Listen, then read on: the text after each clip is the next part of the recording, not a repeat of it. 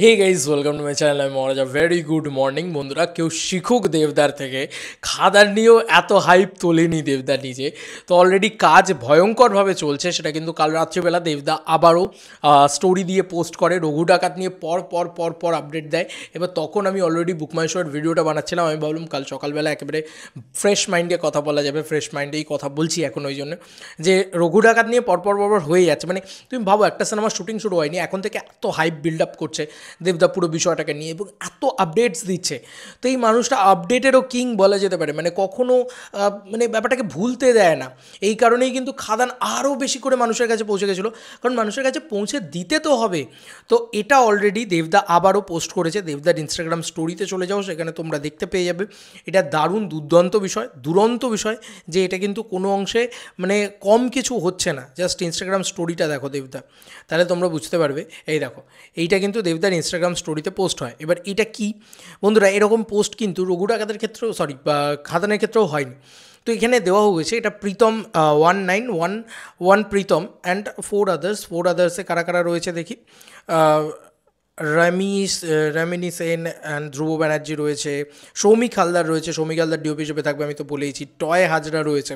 এরা সব পোস্ট মানে দেবদার হাউসেরই আশেপাশের মানুষজন এবং তারা সমস্ত মানে ক্যামেরার পিছনের মানুষজন যারা অ্যাকচুয়ালিতে কাজ করছে রঘু ডাকাত নিয়ে। কী লেখা হয়েছে এখানে? এখানে দেবদা কিন্তু নিজে লাইক করেছে এবং অ্যাকচুয়ালি বিষয়টা হচ্ছে full on pre production #Raghu ডাকাত। তোমাদেরকে যেটা বলছিলাম যে প্রি প্রোডাকশন চলছে। একটা এত বড় ছবিকে মাউন্ট করতে গেলে তার প্রচুর পড়াশোনা লেখালেখি থাকে। এবার তুমি ভালো করে লক্ষ্য করে দেখো, এই যে ভদ্রমহিলা, ওনার মেয়ে টেক্কাতেও কাজ করেছিলেন, ওনার নামটা এক্স্যাক্টলি আমার মনে পড়ছে না, কিন্তু একটা জাস্ট মানে পুরো চার্টবোর্ড তৈরি করা হয়েছে, সেখানে নানান ধরনের জিনিসপত্র লেখা এবং আরও প্রচুর জিনিসপত্র রয়েছে। দেখো হাতে, দেখো হাতে এখানে স্কেচ ইত্যাদি দেখা যাচ্ছে। তার মানে অলরেডি স্কেচ টেচ করা হচ্ছে, সেই সমস্ত জিনিসপত্রও দেখা যাচ্ছে। এবং এটা কিন্তু বিরাট ব্যাপার রঘু ডাকাতের জন্য। ধ্রুব ব্যানার্জি তো রয়েইছে। দেখো ধ্রুব ব্যানার্জি 4 বছর ধরে এই ছবিটাকে নিয়ে পড়েছিল। তো ধ্রুব ব্যানার্জির থেকে ভালো কেউ জানবে না অ্যাকিউরেটলি কীভাবে মাস সেন্সিবিলিটি দিয়ে রঘু ডাকাতকে প্রেজেন্ট করা যায় আফটার খাদান। এটার কিন্তু আরও বেশি করে ওই দিকটাই ফোকাস করা হচ্ছে, যে আরও বেশি করে কী করে মাস ইয়েতে করা যায়। এবং যেহেতু লার্জার অডিয়েন্সকে টার্গেট করতে হবে, নাহলে কিন্তু এত বাজেটটা উঠবে না, যে কারণে তারা কিন্তু মাস সেন্সিবিলিটিতে রঘু ডাকাতকে বানাচ্ছে।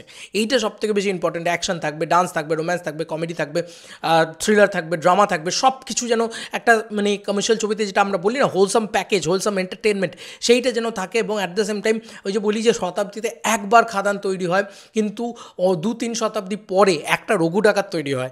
তো রঘু ডাকাতের মতন বড় ছবি দেখলেই তো একটা ছবি তৈরি হতে 4 বছর টাইম লেগে গেল। তার মানে এমন কী ছিল যেটার জন্য আমাদের প্রডিউসার্সরা এগিয়েই আসতে পারছিলেন না রঘু ডাকাতের মতন ছবি নিয়ে। যেই দেখেছেন খাদানের মতন ছবিতে বক্স অফিস এসছে, তখনই রঘু ডাকাতের মতন ছবি তৈরি হচ্ছে। তো বুঝতে পারছো আমাদের ইন্ডাস্ট্রিটা কোন জায়গায় বা কোন উন্নতিতে দেবদা নিয়ে যাচ্ছেন। তার সঙ্গে সঙ্গে বলতেই হবে ভাই, এই মানুষটার প্রমোশন কেউ শিখুক এই মানুষটার থেকে। রেগুলার বেসে এখানে কিছু মানে যারা অলরেডি প্রি প্রোডাকশন করছেন তাদের কিন্তু কাজ নয় যে মানে সবসময় ভিডিও টিডিও করে করা বা ফটো টোটো তুলে পোস্ট করা, কিন্তু তারপরেও তারা একটা ফটো তুলছেন এবং সেটা দেবদার স্টোরিতে দিয়ে দিচ্ছে। দেখো এই মানুষগুলো ফটো তুললে বা স্টোরিতে দিলেও আমরা কিন্তু অ্যাকিউরেটলি বুঝতে পারবো না, কারণ আমরা অনেকেই হয়তো এই মানুষগুলোকে ফলো করি না, কিন্তু দেবদাকে তো ফলো করি। তাই দেবদা একটা স্টোরি দিয়ে দেওয়া মানে কিন্তু সাংঘাতিক হাইপ বিল্ড আপ হয়ে যাওয়া। তো এখন থেকেই এই মানুষটা হাইপ বিল্ড আপ করছে। এই জন্যই বলি যে তুমি এমনি এমনি তো বক্স অফিস কিং না, তোমার বুদ্ধির জোরে তুমি বক্স অফিস কিং। এছাড়া আর কী বলবো। তোমাদের আর কি মতামত এন্টায়ার ভিডিওটাকে নিয়ে জানিও কমেন্ট সেকশনে। চলো বন্ধুরা, নতুন কোনো ভিডিওতে দেখা হবে। বাই।